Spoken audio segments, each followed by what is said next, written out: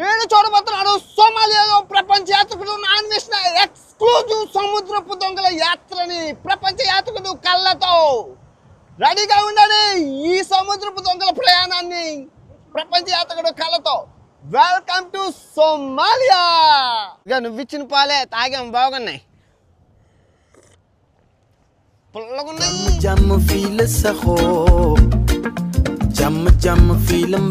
Welcome to Somalia.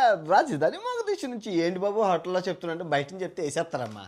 అక్కడ south Sudan దేశంలో నుంచి చెప్పడం అవ్వలేదు ఏవి ఈ మొగదీషు.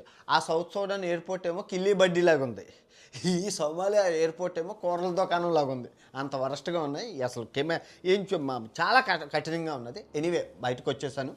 మా ఆ ఏజెంటు, ట్రావెల్ ఏజెంట్ ఎవరైతే ఉన్నారో రోజుకి 50,000, ఎన్ని రోజులు ఉంటే అన్ని 50,000 అమ్మా అని అన్నారు. ఎందుకంటే నాకు గన్నలతో AK-47 గన్నలతో జెడ్ కేటగిరీ సెక్యూరిటీ ఎయిర్పోర్ట్ నుంచి ఇక్కడ తీసుకొచ్చింది. అంత ఈజీ కాదు, కిడ్నాప్ చేసేది, చిటికలో మాయం చేసేస్తారు మనుషుల్ని గట్టన ఇక్కడ. సో అంత డేంజరు. సో రేపు రెడీగా ఉండమని అన్నారు. 9 గంటలకు పొద్దున్న రెడీగా ఉంటే మొత్తం సిటీ అంతా చూపిస్తుంది. రేపు ఎల్లుండి అవతల ఒక వీడియో 50,000 పూర్తిగా చూడండి. ఏం చూపించినా చూడండి. భారతదేశం నుంచి ముగ్గురు యూట్యూబర్లు వచ్చారు. ఒక హిందీ అబ్బాయి, ఒక కన్నడ అబ్బాయి, మూడోని నేను. ఎవరు రాడు ఇక్కడికి. చాలా కష్టం, డబ్బుతో కూడుకున్న పని. ఓకే, పూర్తిగా చూస్తారని ఆశిస్తున్నాను. Good night. Good morning from Somalia, రాజధాని మొగదీషు నుంచి. సో మొత్తానికైతే మన యాత్ర స్టార్ట్ అయింది సోమాలియాలోని.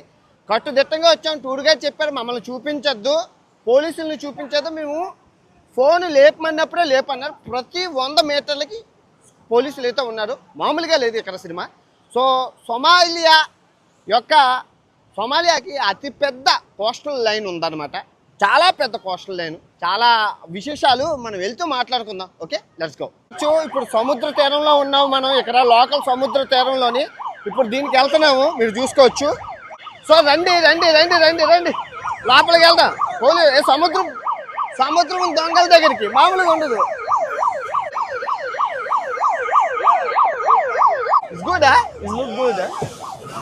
స్థలం బాగా మామూలుగా లేదా. సో సోమాలియాకి ప్రధాన ఆదాయం చేపలు అనమాట. వీళ్ళకి అతిపెద్ద కోస్ట్ లైన్ ఉంది. కోస్టల్ లైన్ అతిపెద్ద 3,500 కిలోమీటర్ల కోస్ట్ లైన్. సో దానివల్ల వీళ్ళకి ఎకరాలైన మత్స్య సంపద ఉంటుంది వీళ్ళకి సోమాలియాలోని. ప్రధానంగా ఈ దేశానికి ఆయుధాలు ఎలా వస్తున్నాయంటే ఈ సముద్ర మార్గంలోని విదేశీ యొక్క ట్రేడింగ్ సిస్టమ్ అని అంటారనమాట. చెత్తని ట్రేడ్ చేసే సిస్టమ్. ఆ దేశాల్లో ఆ నదీ జలాల్లో చెత్తని వేస్తే ఇష్యూలు అవుతాయని చెప్పి ఆ చెత్తనంతా అదే మెడికల్ వేస్ట్